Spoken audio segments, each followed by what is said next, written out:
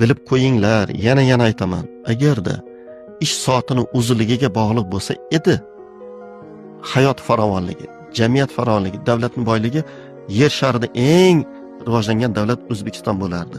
Eng qoloq davlat Germaniya bo'lardi. Shundan xulosa chiqaringlar. Ishchilarni 16:00 dan keyin qo'yib yuboringlar. Shanba kuni indamanglar. Yakshanba kuni indamanglar. Oilaga yuboringlar, sizlar ham dam olinglar.